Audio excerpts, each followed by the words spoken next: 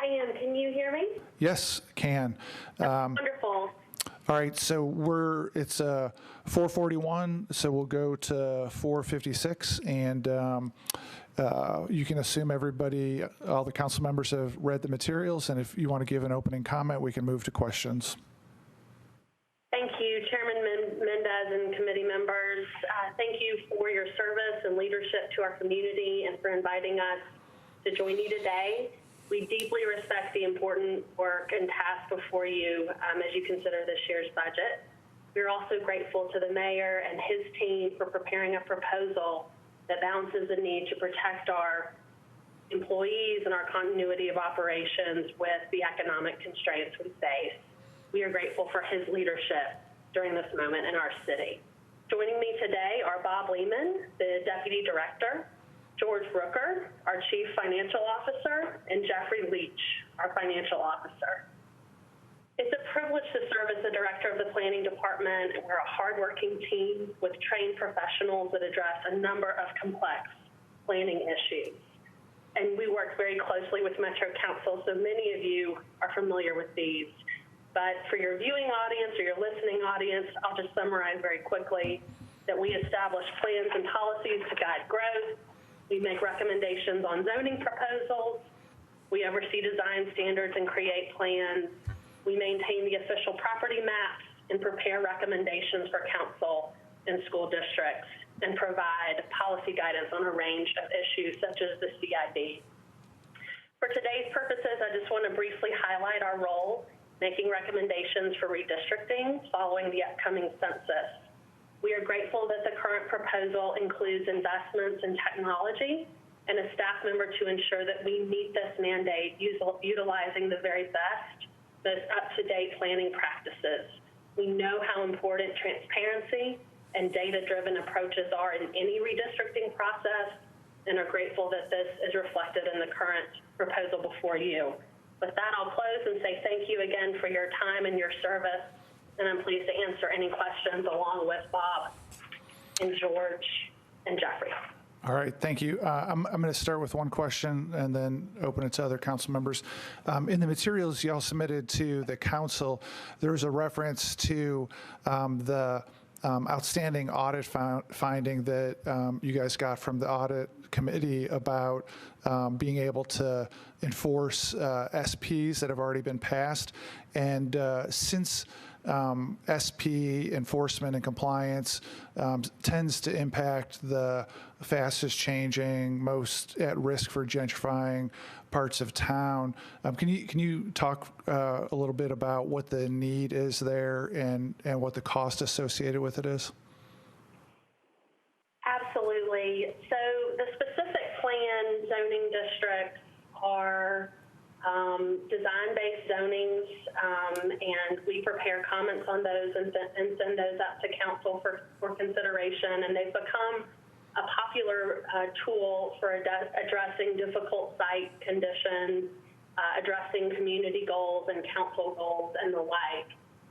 What the audit found, and we were grateful for the work of the audit team, is that the planning department has a very good process in place for reviewing the projects on paper. Once we get the final plans in, we're reviewing those. We're certifying that they meet the required conditions, but that we have a gap, to your point, in the enforcement, and we don't send people out to sites to ensure that the buildings are meeting those standards sort of on site the way the codes department might for a project being built under sort of the other zone districts. And so we understand how important it is for SPs to meet the requirements that council sets forth, and so we do think that this is important.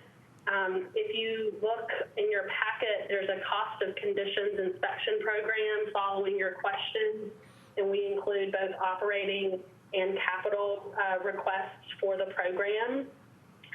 We $262,000 in operating, and then the rest is capital for a total of $630,000. And so Essentially, this would get the program started and seated at planning. It would put inspectors in the field.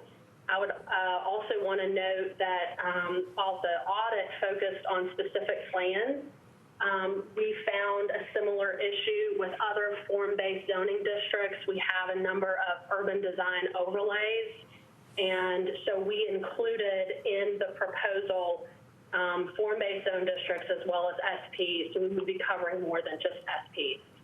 Thanks very much. I'll turn to Councilmember Suara.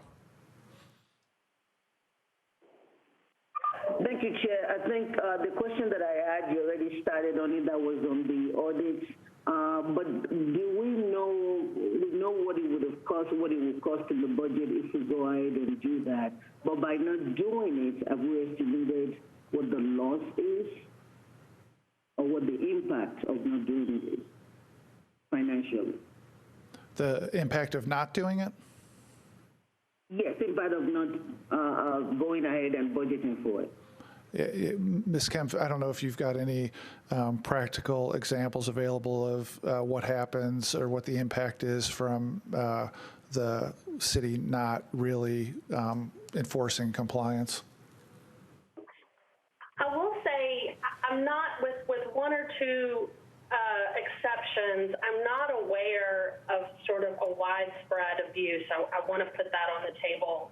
I think it's more of a loss in terms of being able to reassure communities and council members that we are sort of fulfilling a life cycle enforcement approach and making sure that everything that is approved is actually being constructed in that way. And so I don't know sort of the cost of not.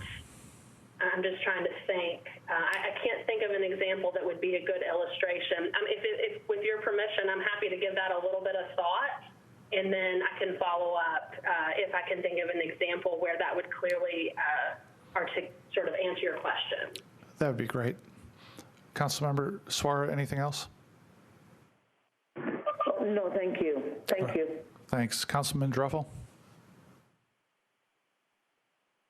Yeah, let me, under operating expenses under special purpose fund, and you might have to look this up, but in 2019, total operating expenses were $445,000, and in 20 budget, they went up to $1 million, and we're projecting $940,000 next year. If you look at the relative increase from 19 to 20 and now 21, a pretty significant increase. Would you know by any reason why that went up so much? Give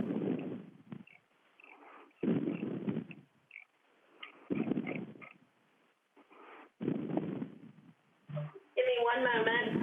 Go ahead, George. Yes, this is a board worker, and those expenses reflect primarily grants that we administer, and programs sometimes are completed and those grants end. We start new grants, so the numbers fluctuate from year to year based on the activity. We have a grant that is ending in February of this year, so we're actually seeing a reduction in the in that special purpose fund this year of net reduction of $79,000, something in that ballpark. I don't have the number right in front of me, but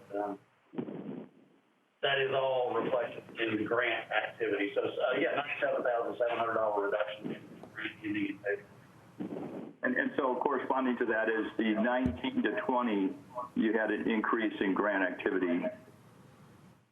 Yes, that was that was due to the CMAQ grant, congestion mitigation, and air quality grant that was started in the previous year, but it was only in place for a half a year, so we had a full year of funding the next. Okay, thank you very much. You're welcome. Councilmember Gamble.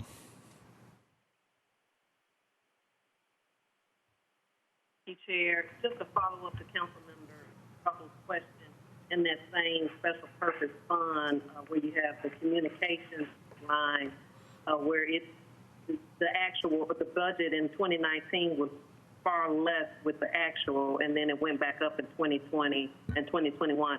Is that communications that encompasses pagers, postage and delivery, telephones, and subscriptions? What is that included in the grant explanation, or is there another expense that caused that area to increase over the years? Forgive me, broke up at the very beginning. I didn't hear an important component of your question. Yes, the communications line under the special purpose fund, how it has fluctuated, the expense has fluctuated over 2019, 2020, and now 2021. And just following up to the previous question, does that include the grant funding and the communications, which I guess is more postage and subscriptions and things? So just wondering what is encompassed in that. Yes, this is again, the is not related to grants funding. That is primarily notice we send out on behalf of, in many cases, the council, and some of that duty is shifted into the planning department, and the funding has been shifted with that.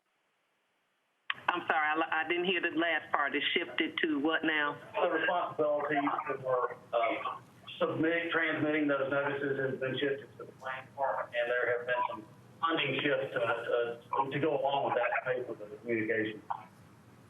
From that the council sends out? Right. So the council notices and various notices related to zone changes and other matters that we handle. Okay, thank you. Thank you, Councilmember Porterfield. Thank you so much, Chair. Could someone from the department speak on how the not implementing the SPs is impacting gentrification?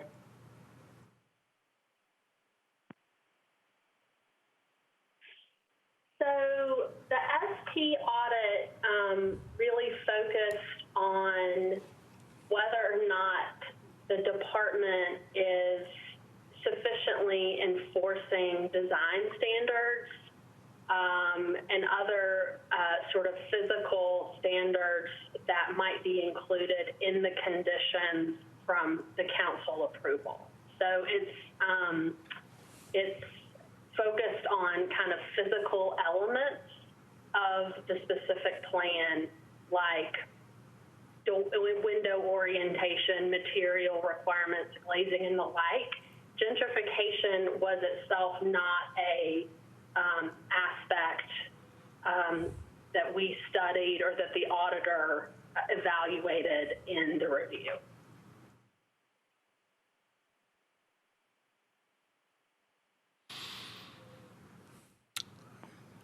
Okay, thank you. I will move my follow-up question offline. Thank you. If we have time, I think I got an idea about how to move that conversation forward, but I got a couple other folks here, and well, we got 1 minute left. Councilmember Henderson, you're up.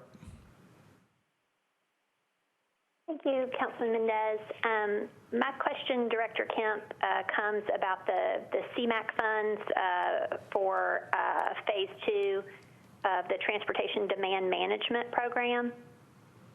And I think Mr. Rooker was speaking to that earlier somewhat, but do we have any concern that grant will not be forthcoming to extend that program, which I think is very, very important given our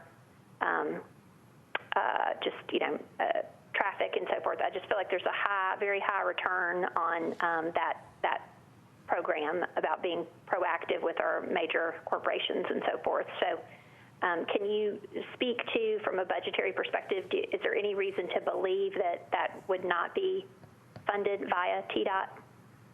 I don't have any reason to believe that it wouldn't be. Thank you. We all agree it is a valuable program, and there are a lot of different kinds of policies and benefits that I think as a city that program can really support. And so to your question, no, I'm not aware of any reason it wouldn't be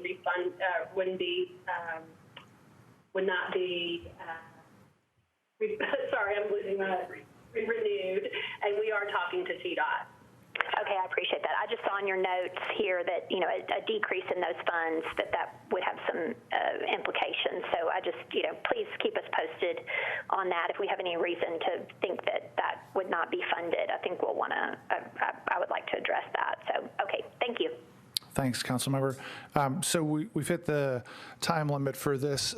I will, Ms. Kemp, I think the thrust of the gentrification question is around that I think that there's a feeling among many that there's a higher concentration of using SPs in quickly changing parts of town, and in at least some instances that they're used to seek exceptions from the rules, and so to the extent they're more highly concentrated in rapidly changing parts of town, and they're already seeking exceptions from what the base zoning would be, that there's that part of keeping a lid on making sure that gentrification happens, that it's controlled by the city, would go hand in hand with SP enforcement. I think that's the thrust of the concern. And I know you said you're already going to work on thinking about some of the practical day-to-day implications of being able to have the program to address the audit finding. I see. I'm sorry.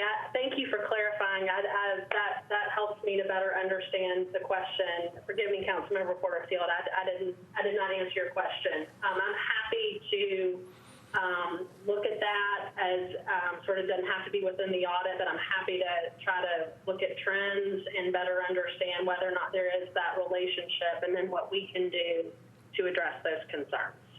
All right, and thank you. Thanks to your whole team. Difficult times for everybody, and we appreciate everything y'all do for the city. Thanks.